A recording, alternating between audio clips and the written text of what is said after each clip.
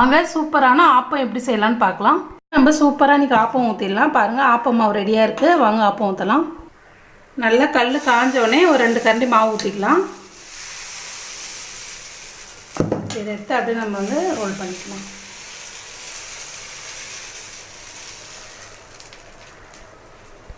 நடுவில் கொஞ்சம் குழியே வேணால் கொஞ்சம் மாவு, ரொம்ப விடக்கூடாது, கொஞ்சமாக விட்டு இதை மூடி போட்டு ஒரு 3 மினிட்ஸ் வேகட்டும். பார்த்திங்கன்னா ஆப்பத்துக்கு சூப்பரான சைட் டிஷ் தேங்காய் பால் சர்க்கரை ஏலக்காய் போட்டிருக்கேன். இதுதான் சூப்பராக இருக்கும் காம்பினேஷன். இப்போ இது ரெடி ஆகிடுச்சு. நம்ம ஆப்பம் பார்க்கலாம்.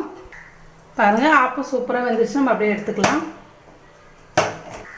பாருங்கள், ஆப்பம் சூப்பராக ரெடி ஆகிடுச்சு. பாருங்கள் எவ்வளோ சூப்பராக ஓட்டையே வந்துருக்கு. பாருங்கள், மாவு நல்லா புளிச்சிருந்தா மட்டும்தான் இந்த மாதிரி சூப்பராக வரும்.